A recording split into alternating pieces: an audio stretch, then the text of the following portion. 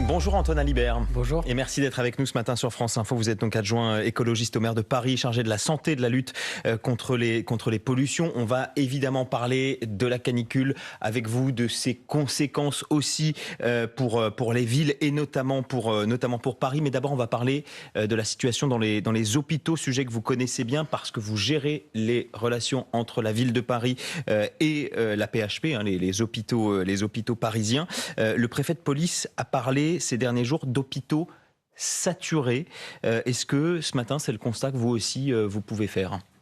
Oui, c'est le constat que je fais. Je confirme les propos du préfet de police. Hier, on était en conseil de surveillance de la PHP. C'était le hasard du calendrier, mais on a pu, du coup, avec le directeur général et l'ensemble de la communauté du conseil, faire un point d'actualité. Et les chiffres qui nous ont été partagés confirment la saturation et la saturation exceptionnelle. On n'a jamais vu ça au niveau de la PHP. Quand vous parlez de saturation de façon très concrète, qu'est-ce que ça veut dire ? Ce sont les services d'urgence, ce sont les services de médecine, c'est l'intégralité en fait de tous les services des hôpitaux ? C'est l'intégralité des services des hôpitaux parce que les urgences sont toujours la porte d'entrée, hélas, de beaucoup de cas et de suivi, mais c'est les appels au SAMU, c'est les passages aux urgences, ce sont aussi, hélas, les libres encarts qui s'accumulent, c'est un indicateur qui n'a jamais été aussi haut, qui s'accumule dans les couloirs, et ça c'est aussi la démonstration que les hôpitaux, qui sont la première ligne essentielle, doivent aussi travailler avec la médecine de ville. Est-ce qu'il y a le risque aujourd'hui, dans les prochains jours, qu'il y ait des difficultés de prise en charge des patients à l'hôpital ? C'est déjà le cas. C'est déjà le cas. Les soignants sont H24 mobilisés. C'est pas pour rien qu'hier, l'Agence régionale de santé a déclenché le plan blanc sur l'intégralité de l'Île-de-France. Un plan blanc qui, on le rappelle, permet de rappeler les médecins, les soignants à l'hôpital, de quasiment pas réquisitionner, mais en tout cas avec des mesures incitatives d'appeler ces soignants à venir à l'hôpital. On en manque aujourd'hui de médecins ? On en manque. Dans le plan blanc, l'ARS a pris une bâtie de mesures. C'est l'Agence régionale de santé. Il mobilise aussi les internes, les étudiants en médecine, le personnel paramédical. C'est vraiment une mobilisation générale. C'est le propre d'un plan blanc. Vous utilisez l'expression de crise sanitaire ou elle est exagérée ? Non. On est en plein dans une crise sanitaire. C'est un phénomène de canicule exceptionnel et extrême. Je rappelle par ailleurs, c'est passé au second plan de l'information, c'est normal, mais que ça fait près d'une dizaine de jours qu'on est en pic de pollution à l'ozone, qui est un facteur aggravant pour les publics qui souffrent déjà des conséquences de la chaleur, qui sont déjà fragilisés, et c'est à quasiment les mêmes publics.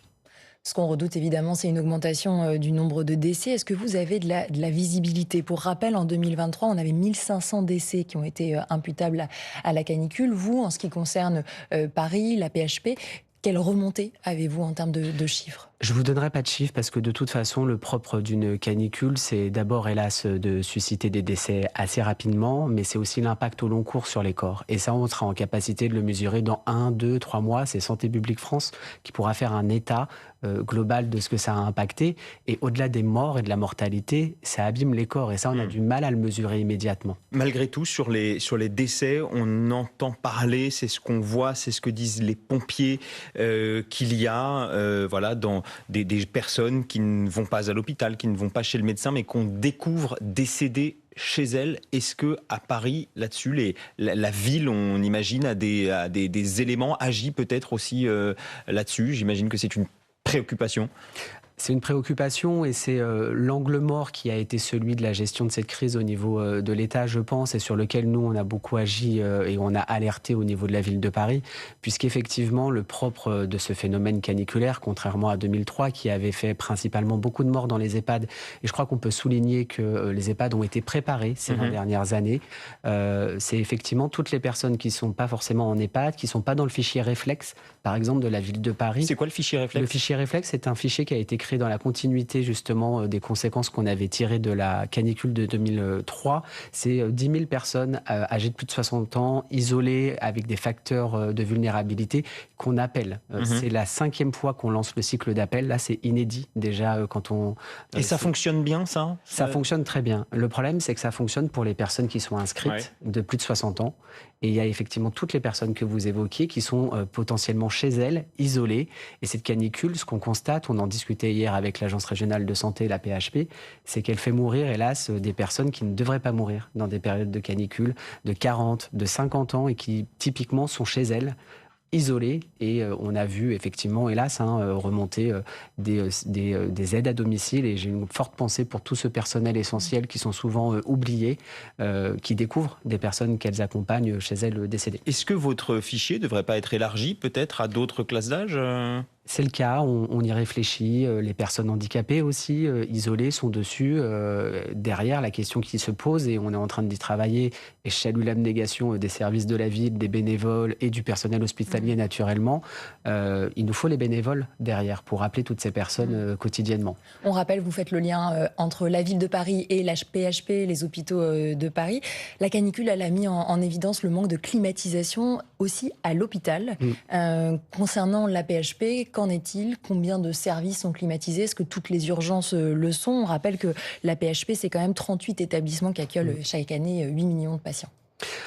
À peu près 50% du bâti de la PHP est rafraîchi. Donc on voit que ce n'est pas suffisant. On est clairement. C'est-à-dire que la moitié seulement des hôpitaux parisiens ont la clim ? C'est pas la clim, oui, c'est des systèmes pardonnez-moi, différents. faisons la distinction entre rafraîchissement et climatisation. Tout à fait, tout à fait. Par exemple, typiquement, on avait anticipé, nous, la ville de Paris, on a un réseau fraîcheur de Paris qui permet de refroidir grâce à de l'eau de la Seine. Donc ça, c'est un système. C'est un réseau en sous-sol, effectivement, créé sous Jacques Chirac, je crois. Et ça, c'est typiquement le genre de solution à long cours de rafraîchissement sans consommation démesurée d'électricité. Donc on a raccordé 2 hôpitaux, 2 établissements de la PHP. Il faudra qu'on en fasse plus. C'est d'ailleurs l'objet le maire de Paris avait déjà prévu avec son adjointe Alice Timsit en charge du climat une réunion ce lundi sur la trajectoire d'adaptation. La PHP en fait partie, mais d'autres services essentiels. Mais pour revenir à la question de la climatisation, l'année dernière, on avait déjà connu un phénomène de forte chaleur au mois de juin avec une forte mortalité en France, mais aussi en Europe. Et la PHP en avait tiré les conclusions et avait commandé 800 climatisations. Mais c'est pas suffisant et on sait que... Alors, Sébastien Lecornu vient d'annoncer qu'il en a commandé 30 000. C'est déjà mieux que rien. C'est mieux que rien, ça sera une solution d'urgence, ça ne sera pas une solution de long cours. Et la solution de long cours, ça sera dès la rentrée, mais je pense qu'on y reviendra plus tard sur les conséquences politiques à tirer de cette crise. C'est le mur d'investissement à la fois dans l'offre de soins, la revalidation du personnel, les moyens pour les hôpitaux. C'est 6 milliards d'euros, c'est l'inspection générale des affaires sociales de l'État qui le préconise. Et c'est 2 milliards. Faire quoi, pardonnez-moi, et 2 milliards pour la rénovation intégrale du bâti et son adaptation aux nouvelles conditions météorologiques et climatiques de la France. Hier, à Paris, la vente d'alcool était interdite à partir de 18h, tout comme la consommation sur la voie publique à l'occasion du match pour éviter justement cette saturation des hôpitaux. Est-ce que cette mesure a été efficace ? Quel retour vous en faites ? Écoutez, toute mesure de message de santé publique, de précaution, qui permet de rappeler qu'aujourd'hui, tout comportement individuel qui nous mettrait nous-mêmes en risque et qui irait saturer collectivement nos premières lignes de défense, les hôpitaux, les systèmes d'urgence sont bonnes. On entendait aussi sur l'antenne de France Info ce matin des Parisiens qui racontaient qu'ils avaient fait leurs emplettes avant 18h, etc. Enfin, on n'est pas sûr que la mesure ait été extrêmement bien suivie. Non, je n'ai pas d'éléments pour vous dire, mais il est vrai que moi aussi je suis rentré en vélo et j'ai rejoint des amis pour regarder le match. Les terrasses étaient pleines et... en même temps, c'était autorisé, sur les terrasses. D'un mot encore sur l'annulation à la fois du festival Solidaise et à la fois de la Marche des Fiertés aujourd'hui. Et en même temps, on en parlait ce matin sur France Info, le match ce soir de la finale du Top 14. Alors, c'est pas à Paris, c'est à Saint-Denis, mais a lieu. Est-ce que vous comprenez ces annulations ? Est-ce que la mairie de Paris les a accompagnées ? Ou est-ce que vous dites, bon, bah voilà, il peut y avoir un 2 poids 2 mesures ? Non, je ne mettrai pas de 2 poids 2 mesures entre ce qui va se passer dans un stade où on peut surveiller une population, des participants particuliers et des grands événements dans l'espace public comme la Marche des Fiertés et le festival Solidaise.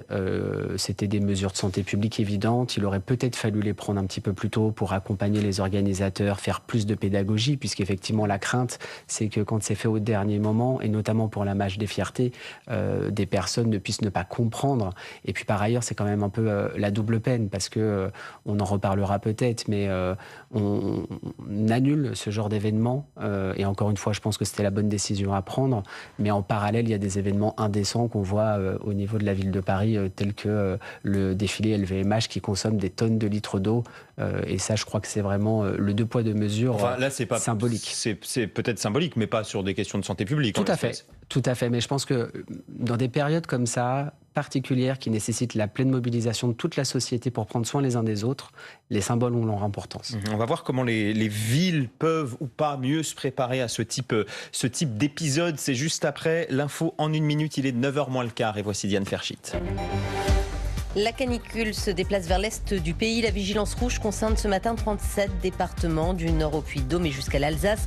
Mais ce matin, la fin de ce pic caniculaire se précise. Selon Météo France, il n'y aura demain soir plus aucun département en vigilance rouge. Et dans ce contexte, le bilan du nombre de noyades depuis le début des très fortes chaleurs s'alourdit à 56, après qu'un homme est mort noyé hier soir dans le canal Saint-Martin, dans le 10e arrondissement de Paris. Selon les autorités, il se baignait en dehors de l'espace autorisé et surveillé. 11 conducteurs portent plainte contre X après avoir été victimes de freinage fantôme sur leur véhicule. Ils décrivent des situations inquiétantes sur autoroute. Le système de freinage qui se déclenche sans aucune action de leur part. La France affrontera la Suède mardi soir en 16e de finale de la Coupe du Monde de foot. Les Bleus restent sur la côte Est après avoir terminé en tête de leur groupe. Les Français invaincus depuis le début de la compétition. Ils ont battu la Norvège 4-1 hier soir avec un triplé d'Ousmane Dembélé. France Info. Le 8-30 France Info, Adrien Beck, Camille Vigonne-Lecoat. Et nous sommes toujours avec Antoine Alibert, adjoint chargé de la santé à la mairie de Paris. On va continuer de parler de la façon dont les villes s'adaptent à la canicule. Et ce qui saute aux yeux justement dans cette période, c'est plutôt notre degré d'impréparation à ces épisodes, malgré leur régularité. Est-ce que vous, à Paris, vous considérez avoir été au rendez-vous ? Alors on peut toujours faire mieux, c'est ce qu'on va faire, je vous l'évoquais, le maire de Paris et son adjointe au climat vont organiser une grande réunion pour faire plus vite et mieux. Mais oui, ça fait depuis 2001 majorité socialiste, écologiste, communiste adapte, alerte, a pris la mesure de ce que dit la science tout simplement. J'ai quand même souvenir, pardonnez-moi, d'Emmanuel Grégoire, alors premier adjoint d'Anne Hidalgo, il y a quelques années, dire Paris est prêt à affronter des grandes canicules. De toute évidence, on n'y est pas complètement. On n'y est pas complètement, mais je pense que sur l'espace public, son rafraîchissement, son adaptation, force est de constater quand même que la ville de Paris a fait énormément. La transition des mobilités, les pistes cyclables, la diminution... Je parlais, on est dans un pic caniculaire et un pic de pollution, et ce sont des facteurs aggravants. La diminution des pollutions, c'est 40% en moins. La végétalisation massive de l'espace public, ce sont 150 000 arbres qui ont été plantés. Les transformations en rues aux jardins, les rues aux écoles, les brumisateurs, les pardonnez-moi, les espaces verts. Ce sont des mesures qui n'empêchent pas, vous le disiez d'abord, les pics de pollution depuis une dizaine de jours, une situation d'alerte au niveau des pollutions. Et par ailleurs, on entend les efforts pour la lutte contre le réchauffement climatique. Mais aujourd'hui, concrètement, le fait d'avoir des points d'eau rafraîchissants, des espaces climatisés pour chaque habitant à quelques centaines de mètres de chez soi, aujourd'hui, on est encore très loin du compte.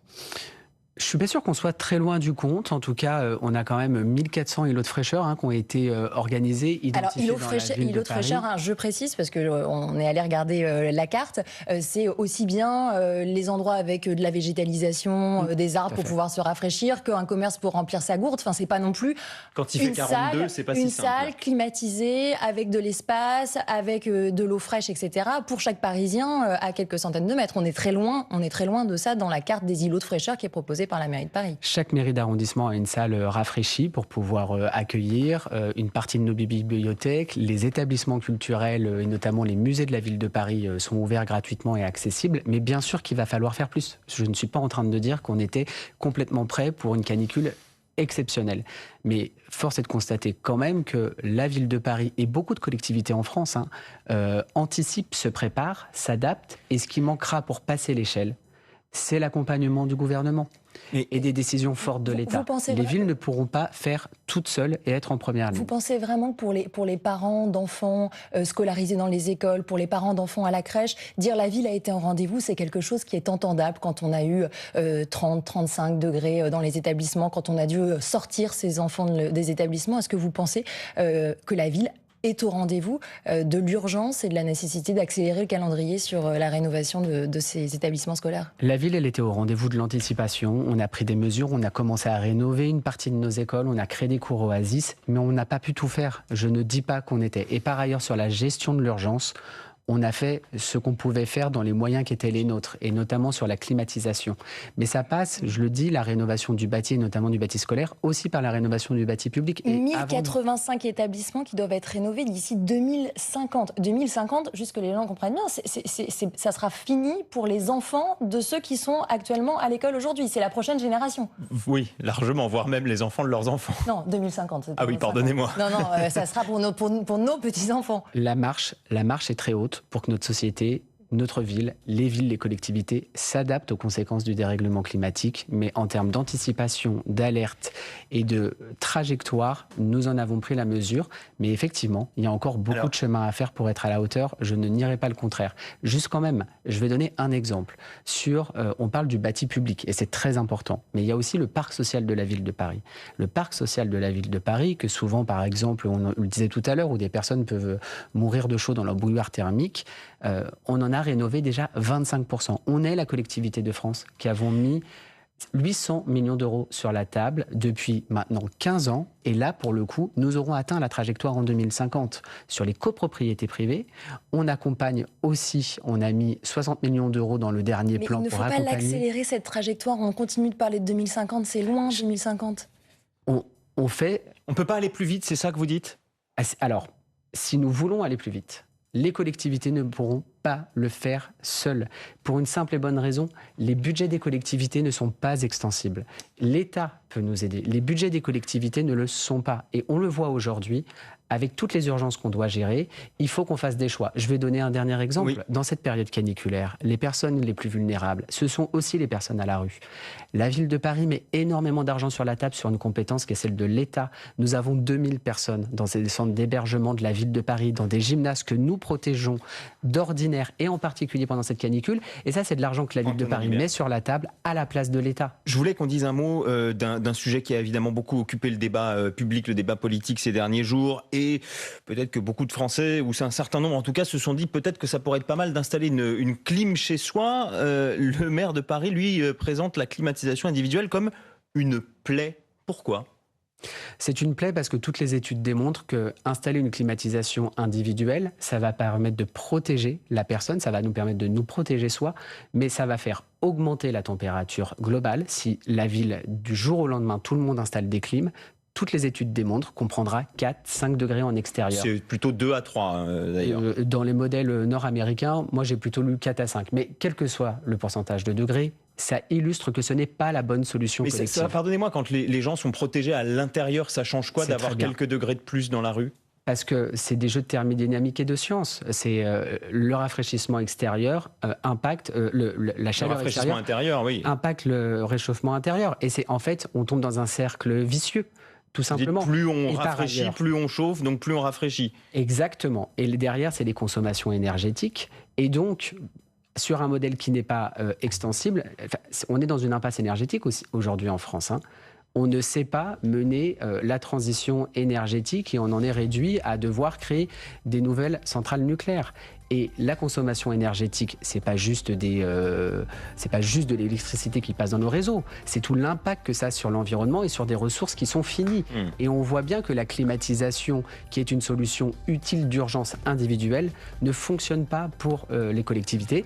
La collectivité, et c'est les grandes rénovations du bâti et des logements qu'il faut qu'on mène d'urgence. Merci beaucoup Antoine Alibert d'avoir été avec nous ce matin. Vous êtes donc adjoint écologiste au maire de Paris, chargé de la santé et de la lutte contre les pollutions notamment. Merci Camille Vigogne-Lecoat. Restez sur France Info.